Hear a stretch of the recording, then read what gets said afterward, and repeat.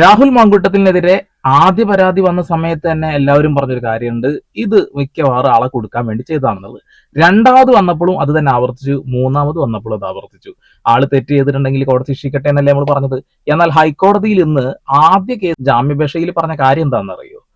ഇദ്ദേഹം ചെയ്ത തെറ്റ് അത് തെറ്റല്ല എന്നും, ആ തെറ്റ് അങ്ങനെ ഒരു തെറ്റാണെങ്കിൽ കൂടെ ഉണ്ടായിരുന്ന പരാതിക്കാരും ആ തെറ്റിന്റെ പങ്കാളിയാണ്. അതുകൊണ്ട് അവരുടെ രണ്ടുപേരുടെയും തെറ്റുകളുണ്ടല്ലോ, ആ രണ്ട് തെറ്റുകളും കൂടി ചേർന്നപ്പോൾ അന്ന് അതൊരു തെറ്റായിരുന്നില്ലല്ലോ. അതുകൊണ്ട് അത് ഇന്നൊരു തെറ്റല്ല. വല്ലതും മനസ്സിലായ? അതായത് രണ്ടുപേര് ഉഭയകക്ഷി ആ പരിപാടിയില്ലേ, ആ ഒരു പരിപാടി ആയതുകൊണ്ട് കുഴപ്പമില്ല. അറിഞ്ഞുകൊണ്ട് രണ്ടുപേരും ചെയ്ത ഈ ഒരു കാര്യത്തില് പിന്നീട് സ്ത്രീ കൊടുക്കുന്ന പരാതിയിൽ കോടതിക്ക് കേസായിട്ട് എടുക്കാനോ അതിൽ കുറ്റക്കാരനാണ് ഇയാളെന്ന് പറയാനോ കഴിയില്ല എന്നാ പറയുന്നത്. സ്വന്തം ഭർത്താവിനെ മൂഞ്ചിച്ചിട്ടാണ് മറ്റൊരാളുടെ കൂടെ പോയിട്ടുള്ളത്. ഇവിടെ ആദ്യം തന്നെ നമ്മൾ പറഞ്ഞ കാര്യമുണ്ട്, ഈ വിഷയത്തിൽ ആ സ്ത്രീക്കും ഒരേ പങ്ക് തന്നെ അല്ലേ ഉള്ളത് എന്നുള്ളത്. അന്ന് നമ്മുടെ നെഞ്ചത്തോട്ട് കയറിയിരുന്നു. പക്ഷെ ഇവിടെയുള്ള മാധ്യമങ്ങൾക്ക് തീരങ്ങ് പറ്റുന്നില്ലല്ലോ. ഇവിടെ ഇപ്പൊ കോടതി ഇങ്ങനെ ഒരു കാര്യം പറഞ്ഞപ്പോ ഇവിടെയുള്ള മാധ്യമങ്ങൾ ചർച്ച ചെയ്ത രീതി ഒന്ന് കേട്ടോക്കി. രാഹുൽ മാങ്കൂട്ടത്തിന് എതിരായ ആദ്യ കേസിൽ നിർണായക നിരീക്ഷണവുമായി ഹൈക്കോടതി. കേസ് രേഖയിൽ പ്രകാരം ഉഭയസമ്മതപ്രകാരമായ ലൈംഗിക ബന്ധമെന്ന് കോടതി. ധാർമ്മികമായി എന്താണ് തെറ്റെന്ന് കോടതി. ഒരു തവണ ബലപ്രയോഗത്തിലൂടെ ലൈംഗിക ബന്ധം നടത്തിയെന്നത് കേസ് മുഴുവനായും പരിശോധിക്കുമ്പോൾ കാണാൻ കഴിയുന്നില്ല. നഗ്നദൃശ്യങ്ങൾ പകർത്തിയെങ്കിൽ അത് വേറെ കേസായി മാത്രമേ കാണാനാകൂ എന്നും ഹൈക്കോടതി വിലയിരുത്തുകയാണ്. ഓക്കെ നഗ്നചിത്രങ്ങൾ പകർത്തി എന്നൊരു കാര്യം കൂടി അതിലുണ്ട് എന്നാ പറയുന്നത്. മൊബൈൽ ഫോണുകളൊക്കെ പിടിച്ചെടുത്തതാണ്. അതിൽ നിന്ന് എന്തെങ്കിലും ഡാറ്റ കിട്ടിയോ എന്ന് അറിയില്ല. ഇപ്പൊ ഷിംജിതയുടെ വിഷയവുമായി ബന്ധപ്പെട്ടുകൊണ്ട് നമുക്ക് എല്ലാ ഡാറ്റയും കിട്ടുന്നുണ്ട്. പക്ഷെ രാഹുൽ മാങ്കൂട്ടത്തിന്റെ വിഷയത്തിൽ നമുക്ക് ഡാറ്റാസ് ഒന്നും കിട്ടുന്നില്ല കേട്ടോ. കാരണം എന്താ വെച്ചിട്ടുണ്ടെങ്കിൽ ഇത് ഭരിക്കുന്നവരുടെ ഒരു ടൂളായിട്ട് മാറിയിട്ടുണ്ട് എന്നുള്ളതാണ്. ഇങ്ങനെയുള്ള പീഡന കേസുകൾ പ്രതിപക്ഷത്ത് നിൽക്കുന്ന ആളുകളുടെ നേരെ ചൂണ്ടിക്കാണിക്കുക എന്നുള്ളത് അത് വെച്ചിട്ടുള്ള കളി തന്നെയാണ്. ഇതിൽ കോൺഗ്രസ്സുകാർക്കും ചില പങ്കുകളുണ്ട്. കാരണം ഒരു കേസ് വരുമ്പോഴേക്കും ഈ രീതിയിലൊക്കെ ഇദ്ദേഹത്തിന് ചവിട്ടിത്താഴ്ത്തേണ്ട കാര്യം ഉണ്ടായിരുന്നില്ല. മാറ്റിവെക്കാൻ, സസ്പെൻഡ് ചെയ്യാന്നല്ലാതെ അങ്ങ് എടുത്ത് ദൂരെ കളയേണ്ട പരിപാടി ഉണ്ടായിരുന്നു എന്നുള്ളതൊക്കെ അവർ തന്നെയാണ് തീരുമാനിക്കേണ്ടത്, അവർ ചിന്തിക്കേണ്ട കാര്യം. കാരണം നല്ലൊരു രാഷ്ട്രീയ ഭാവി ഉണ്ടായിരുന്ന ഒരാളാണെന്നുള്ളതാണ്. തെറ്റുകൾ ചെയ്തിട്ടുണ്ട്, ഇല്ലാന്ന് ഞാൻ പറയുന്നില്ല, അതിനുള്ള ശിക്ഷ അയാൾക്ക് കിട്ടുക തന്നെ വേണം. പക്ഷേ ഇവിടെ ഈ ഒരു സ്ത്രീയെ കൂടി പറയേണ്ടതായിട്ടുണ്ടായിരുന്നു. പക്ഷെ സ്ത്രീ പവിത്രതയായി അല്ലേ. ഇതേ സ്ത്രീയുടെ ഭർത്താവ് തന്നെയല്ലേ പരാതി കൊടുത്തിട്ടുള്ളത്. വീണ്ടും ആർക്കെതിരെയാണറിയോ? രാഹുൽ മാങ്കൂട്ടത്തിനെതിരെ. തന്നെ വഞ്ചിച്ചത് തന്റെ ഭാര്യയാണ്, അല്ലാതെ രാഹുൽ മാങ്കൂട്ടത്തിലല്ല. രണ്ടുപേരും അറിഞ്ഞുകൊണ്ടാണ്. ഇനി 3 കേസാണുള്ളത്. 3 കേസും ഏകദേശം ഇപ്പൊ വെള്ളത്തിലിട്ട വര പോലെ ആവും, ഒന്നും കാണൂല. ബാക്കി വാക്കാം. സുപ്രീം കോടതിയുടെ മുൻ ഉത്തരവുകളുടെ അടിസ്ഥാനത്തിലുള്ള ചില വളരെ പ്രധാനപ്പെട്ട നിരീക്ഷണങ്ങളാണ് ഇപ്പോൾ ഈ രാഹുൽ മാങ്കൂട്ടത്തിന്റെ ആദ്യ കേസുമായി ബന്ധപ്പെട്ട ഹൈക്കോടതിയിൽ നിന്ന് പുറത്തേക്ക് വരുന്നത്. ഇതിൽ ഏറ്റവും പ്രധാനപ്പെട്ടത് ഈ കേസിലാണ് സെഷൻസ് കോടതി രാഹുൽ മാങ്കൂട്ടത്തിന് മുൻകൂർ ജാമ്യം നിഷേധിച്ചത് എന്നതാണ് ഇതിന്റെ ഏറ്റവും പ്രധാനപ്പെട്ട കാര്യം. അതിനെതിരെ രാഹുൽ മാങ്കൂട്ടത്തിൽ നൽകിയ ഹർജിയാണ് ഇപ്പോൾ ഹൈക്കോടതി പരിഗണിക്കുന്നത്. ആ ഹർജിയിലാണ് ഹൈക്കോടതിയുടെ സുപ്രധാനമായ നിരീക്ഷണങ്ങൾ വരുന്നത്. അതായത് ഈ കേസ് മൊത്തത്തിൽ പരിശോധിച്ചാൽ ഇത് ഉഭയസമ്മതപ്രകാരമുള്ള ലൈംഗിക ബന്ധം മാത്രമാണ് എന്നതാണ് ഹൈക്കോടതി ചൂണ്ടിക്കാണിക്കുന്നത്. അതായത് പലതവണയായി ഇവർ ലൈംഗിക ബന്ധത്തിൽ ഏർപ്പെടുന്നു. ആദ്യഘട്ടത്തിലൊക്കെ അത് ഉഭയസമ്മതപ്രകാരമാണ് എന്നത് മൊഴിയിൽ നിന്ന് തന്നെ വ്യക്തമാകുന്നു. ഒരു തവണ, അതായത് ഈ കേസ് പ്രകാരമാണെങ്കിൽ ഒരു മാർച്ച് 17 നടന്ന അത് ബലാത്കാരമായിട്ടുള്ള ലൈംഗിക ബന്ധമാണ് എന്നതാണ് പറയുന്നത്. അന്നാണ് ഈ നഗ്ന ദൃശ്യങ്ങളൊക്കെ പകർത്തിയെന്ന ആരോപണമുള്ളത്. കോടതി പറയുന്നത് ഈ നഗ്ന ദൃശ്യങ്ങൾ പകർത്തിയെന്ന അത് മറ്റൊരു കേസാണ്. അങ്ങനെ ചെയ്തിട്ടുണ്ടെങ്കിൽ അത് മറ്റൊരു കേസാണ്. ഈ റേപ്പിന്റെ സ്വഭാവത്തിലേക്ക് ഒന്ന് പരിശോധിച്ചു കഴിഞ്ഞാൽ ഈ ആരോപിക്കുന്ന മാർച്ച് 17 ശേഷം ഈ പരാതിക്കാരിയെ പിന്നീട് പാലക്കാട് പോയി രാഹുൽ മാങ്കൂട്ടത്തിന്റെ ഫ്ളാറ്റിൽ 2 ദിവസം താമസിച്ചിട്ടുണ്ട്. അപ്പോൾ ആ കേസ് ഏതെങ്കിലും ഇവർ തമ്മിൽ പലതവണ ലൈംഗിക ബന്ധത്തിൽ ഏർപ്പെട്ടിട്ടുണ്ട്. അപ്പോഴൊക്കെ ഉഭയസമ്മത പ്രകാരമുള്ള ലൈംഗിക ബന്ധങ്ങൾ ഉണ്ടായിരുന്നു. അതിനിടയിൽ ഒരു ദിവസത്തേത് മാത്രമാണ് ഒരു ബലപ്രയോഗത്തിലൂടെയുള്ള ലൈംഗിക ബന്ധം എന്ന് പറഞ്ഞാൽ അത് അവിശ്വസനീയമാണ് എന്നതാണ് കോടതി വ്യക്തമാക്കുന്നത്. അതായത് തീർച്ചയായിട്ടും ഈ പറയുന്ന പ്രശ്നം ഉണ്ടല്ലോ, അതിനുശേഷം വീണ്ടും ഒരുമിച്ച് താമസിച്ചിട്ടുണ്ട്, ഒരുമിച്ച് കറങ്ങിയിട്ടുണ്ട്, അങ്ങനെ പല കാര്യങ്ങളുണ്ടല്ലോ. പിന്നെ എങ്ങനെയാണ് അയാളത് പീഡിപ്പിച്ചു എന്ന രീതിയിലേക്ക് മാറുന്നത്? ഇത് കാലങ്ങൾക്ക് മുമ്പ് സുപ്രീം കോടതി പറഞ്ഞൊരു കാര്യമല്ലേ. ഒരുപാട് കാലങ്ങളോ മാസങ്ങളോളോ ഒക്കെ ഒരുമിച്ച് താമസിക്കും, ഒരുപാട് ബന്ധങ്ങളിൽ ഏർപ്പെടും, അവസാനം സ്ത്രീ വന്നിട്ട് ഇത് പീഡനാണെന്ന് പറഞ്ഞിട്ടുണ്ടെങ്കിൽ കോടതി പറഞ്ഞിട്ടുണ്ട് അത് അങ്ങനെ അങ്ങ് ചെയ്യാൻ പറ്റില്ല എന്നുള്ളത്. അല്ലെങ്കിൽ പിന്നെ കെട്ടിയിട്ടിട്ട് മാസങ്ങളോളം അത് ചെയ്തുകൊണ്ടിരിക്കണം.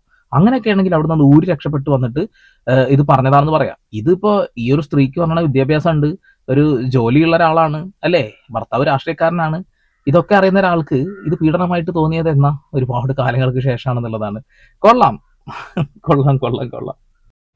പ്രതീക്ഷ, ഇതാണ് കോടതിയുടെ നിരീക്ഷണമെങ്കിൽ ഈ കേസിൽ രാഹുൽ മാങ്കൂട്ടത്തിന് മുൻകൂർ ജാമ്യം കിട്ടാനുള്ള സാധ്യത തന്നെയാണ് നിലനിൽക്കുന്നത് എന്നതാണ് ഇതിലെ ഏറ്റവും പ്രധാനപ്പെട്ട കാര്യം. അതായത് ഇപ്പോൾ സെഷൻസ് കോടതി മുൻകൂർ ജാമ്യം നിഷേധിച്ച കേസിലാണ് ഇത്തരത്തിൽ വളരെ പ്രധാനപ്പെട്ട നിരീക്ഷണങ്ങൾ കോടതിയുടെ ഭാഗത്ത് നിന്ന് വരുന്നത്. സർക്കാരിന് വേണ്ടി director general of prosecution ടി.എ. Shaji നേരിട്ട് വന്ന് ആ പ്രതിരോധം തീർക്കുകയാണ്. സർക്കാർ പറയുന്നത് ഈ MLA ആണ്, വലിയ സ്വാധീന ശക്തിയുള്ളയാളാണ്, ഇത് ഒരു കേസല്ല, ഇതിനുശേഷം നിരവധി കേസുകൾ സമാനമായി വന്നിരിക്കുന്നു. ഈ ഒരു സംസ്ഥാനത്തിന്റെ ചരിത്രത്തിൽ തന്നെ സമാനതകളില്ലാത്ത ആരോപണം നേരിടുന്ന ഒരാളാണ്. അതോടൊപ്പം തന്നെ സൈബർ ബുള്ളിയിങ്, ഈ വ്യക്തിക്കെതിരെ നിലപാടെടുത്തതിന്റെ പേരിൽ സൈബർ ബുള്ളിയിങ് നേരിട്ടതുമായി ബന്ധപ്പെട്ട 36 കേസുകളാണ് സംസ്ഥാനത്ത് ഇതുവരെ രജിസ്റ്റർ ചെയ്തിരിക്കുന്നത്. അങ്ങനെ സാധാരണ ഒരു ബലാത്സംഗ ആരോപണമായി കാണരുത്. സാധാരണ ഒരു ബലാത്സംഗ ആരോപണമായി കാണരുത് എന്താലേ, രണ്ടുപേരെ അറിഞ്ഞുകൊണ്ട് ചെയ്യുന്ന ഒരു കാര്യമൊക്കെ ഈ രീതിയിലാണ് ഇവ കാണുന്നത്. കൊള്ളാം. എന്തായാലും ഇതിൽ ഇരയാക്കപ്പെട്ട ആളെ കുറിച്ചിട്ടൊന്നും പറയാൻ പറ്റില്ല, അത് വല്ലാത്ത പ്രശ്നമാണെന്നുള്ളതാണ്. അതിജീവിത എന്ന രീതിയിലാണ് വരിക.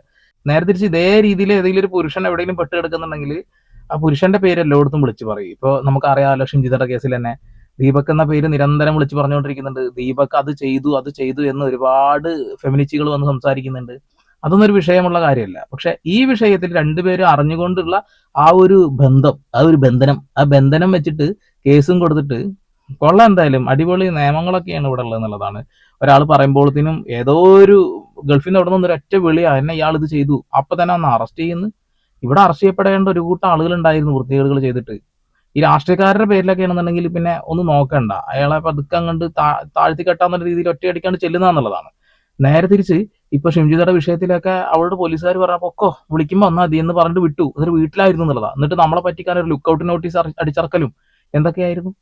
ഇവിടെ കോടതിയുടെ ഈ ഒരു സമീപനം ഉണ്ടല്ലോ, അത് ഇഷ്ടപ്പെട്ടു കേട്ടോ. കാരണം രണ്ടുപേരും അറിഞ്ഞുകൊണ്ടുള്ള ഒരു കാര്യത്തെ ഇങ്ങനെ ഒരാളുടെ തലയിലേക്ക് മാത്രം കയറ്റി വെക്കുന്നത് അത്ര ശരിയുള്ള ഒരു നടപടിയൊന്നുമില്ല. ഇനി 2 കേസും കൂടി ഉണ്ടല്ലോ, ഇനി ബാക്കി പറഞ്ഞ കൂടി ഒന്ന് കേട്ടോ കേട്ടോ. സർക്കാരിന്റെ ആ ഒരു കുന്തളിപ്പം കൂടി പറയുന്നുണ്ട്. കാരണം ഈ വ്യക്തി, അതായത് രാഹുൽ മാങ്കൂട്ടത്തിൽ എന്ന് പറയുന്നത് ഒരു സ്ഥിരം കുറ്റവാളി എന്ന രീതിയിൽ വരുന്ന ഒരാളാണ്. ഇയാളെ സംബന്ധിച്ചിടത്തോളം ഒരേ സമാനമായ രീതിയിൽ 1, 2, 3 അല്ല, കൂടുതൽ പരാതികൾ വരുന്നു എന്നതാണ് സർക്കാർ ചൂണ്ടിക്കാണിക്കുന്നത്. അപ്പോൾ ഇയാളുടെ ഒരു പൊതു സ്വഭാവം കൂടി കണക്കിലെടുക്കണമെന്ന് അടക്കമുള്ള വാദങ്ങളാണ് കോടതിക്ക് മുന്നിൽ ഉയർത്തുന്നത്. അപ്പോൾ കോടതി തിരിച്ചു ചോദിക്കുന്ന ഒരു ചോദ്യം, ഇതല്ലേ ആദ്യത്തെ കേസ്? ഈ കേസിന് ശേഷമാണ് മറ്റ് കേസുകൾ വന്നിരിക്കുന്നത്. അപ്പോൾ ഇയാളെ ഒരു സ്ഥിരം കുറ്റവാളി എന്ന ആരോപണം ഈ കേസിൽ ഉൾപ്പെടുത്താൻ കഴിയുമോ?